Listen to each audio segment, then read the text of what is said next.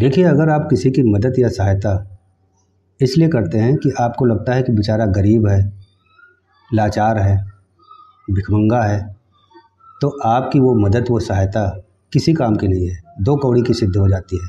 क्योंकि आपने गौर किया होगा कि जब भी आप किसी की मदद इसलिए करते हैं, बेचारा गरीब समझकर करते हैं, तो आपके अंदर एक भाव पैदा होता है। वो भाव होता है सम्राट होने का। आपको लगता है कि आप बहुत बड़े दाता हैं, आपके पास इतना है कि आप भिखारियों को दे सकते हैं।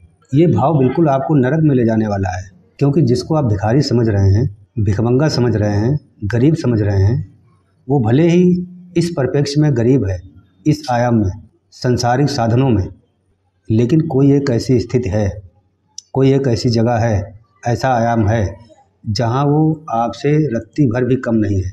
उतना ही है जितना आप में और उसमें कोई फर्क नहीं है। इसको थोड़ा ठीक से समझें। देखिए, जब एक बच्चे का जन्म होता है तो पुरुष के एक बार सुखलित होने पर करोड़ों करोड़ों शुक्राणु बाहर निकलते हैं। करोड़ों, एक दो नहीं। और ये करोड़ों शुक्राणुओं में कोई एक शुक्राणु इतना ताकतवर, इतना शक्तिशाली होता है कि वो स्त्री के गर्भाशय में जाकर अंडे से निषेचित हो पाता है। कोई एक, सोचो, करोड़ों की दौड़ में एक शुक्राणु इतना शक्तिशाली होता है कि उन सब को पीछे छोड़ देता है। वो उन सब को पछाड़कर स्त्री के गर्भ में प्रवेश करता है। वही पलता है, बढ़ता है, धीरे धीरे करके एक बच्चा बनता है, एक भ्रूण बनता है। आप जिस भिखारी को देख रहे हैं, जिस भिखारी को गरीब समझ रहे हैं, असहाय और लाचार समझ रहे हैं, वो बच्चा करोड़ों लोगों को पछाड़कर, करोड़ों लोगों पर विजय प्राप्त करके बाहर आया है। वो कोई साधारण नहीं है। और आप भी इसी तरह आए हैं, वो भी इसी तरह आया है।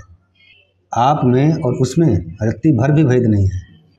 हाँ, उसके पास सुविधा नहीं है, साधन नहीं है, अच्छी कार नहीं है, अच्छे कपड़े नहीं हैं, अच्छा भोजन नहीं है, वो एक अलग परिस्थिति है। लेकिन हड्डियाँ उसके अंदर उतनी ही हैं, उसके दिमाग में भी उतने ही न्यूरॉन हैं, उतने ही हार्मोन्स हैं जितने आपके अंदर।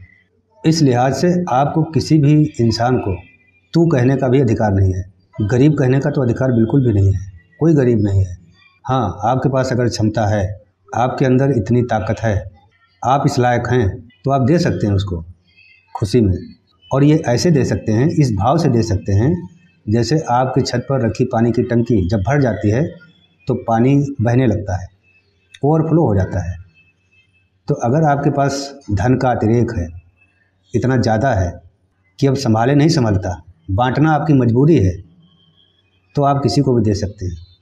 लेकिन अगर आप खुद दरिद्रता से पीड़ित हैं, गरीबी से परेशान हैं, और इसलिए दे रहे हैं कि आपको किसी ज्योतिषी ने बताया है कि गरीबों को कंबल दान करो, ये दान करो, वो दान करो, आपके दुख कटेंगे, तो ऐसे दान का कोई मूल्य नहीं होता है। दान वही काम आता है, सेवा वही काम आती है जो आपकी बढ़ती में से, आपकी खुशी में से निकलती है।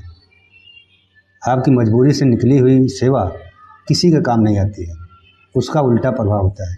जीसस ने कहा है, सेवा ऐसे करो, दान ऐसे करो कि आप अगर दाहिने हाथ से करो तो बाएं हाथ को पता न चलने पाए कि आपने क्या किया। लेकिन देखते हो लोग कितने होशियार हैं। गरीबों को अगर भोजन भी बांटते हैं तो उसमें भी अपना विजिटिंग कार्ड घुसेड़ देते हैं ताकि पता चले कि फलां ने दिया है, और ये कहते हैं हमने दान किया, हमने सेवा की। देखते हो लोग भंडारा करते हैं मंदिरों में तो पर्चा छपवा लेते हैं। 10 रुपये दान करते हैं तो उस पर पर्चे पे लिखवा लेते हैं, भाई पर्ची काट दो मेरे नाम की, पता चले कि हमने 10 रुपया दिया है। और दिया किसको? माता जी को, भगवान जी को, जो सब जानते हैं, त्रिकालज्ञ। उनको ये तो पता ही होगा कि फला आदमी ने 10 रुपये हमको दिया है। ये दान किसी काम नहीं आता है। ये ठीक वैसे ही होता है जैसे हम ऑर्केस्ट्रा में नचनिया को 10 रुपया देते हैं तो फिर उसको कहते हैं कि बोल 10 रुपया इसने दिया, तो वो फिर शुक्रिया अदा करती है, कहती है फला प्रधान ने हमको 10 रुपया दिया, कन्हैया लाल ने 10 रुपया दिया। वो फिर ठुमका लगाती है उस पर नाम लेकर। तो बस ये जो तुम पर्चियाँ कटवाते हो, बस ये ठुमका है तुम्हारा, तुम भी ठुमका लगवा रहे हो पर्चियाँ कटवा कर। इसका कोई मूल्य नहीं है, ना ये सेवा है। सेवा का भाव तभी साकार होता है जब तुम्हारी बढ़ती में से निकलता है, तुम्हारे अतिरेक से निकलता है। कोई उपाय नहीं होता और ये स्थिति तब आती है जब तुम्हारा खुद का पेट भर जाता है, अपनी दरिद्रता दूर हो जाती है, अपना दिया जल जाता है। उससे पहले ये स्थिति आती नहीं है। तुम खुद जूझ रहे हो धन इकट्ठा करने में, पद प्रतिष्ठा पाने में। तुम कैसे किसी की सहायता करोगे?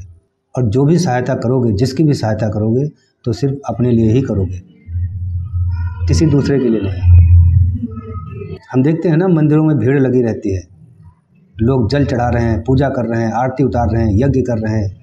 आपको लगता होगा ये बड़े धार्मिक लोग हैं। ये धार्मिक नहीं है, ये अपनी सुख शांति बनाए रखने के लिए ये सब कर रहे हैं। उनके घर की सुख शांति बनी रहे, उनके घर का राहु काल चला जाए, काल सर्प योग चला जाए, इसलिए भंडारे कर रहे हैं। शनि की 7.5 का असर खत्म हो जाए। ये कोई भगवान से प्रेम है? ये कोई भगवान से प्रेम नहीं है, ये सब धोखाधड़ी है, लेकिन ये दिखाई नहीं देती। धन्यवाद।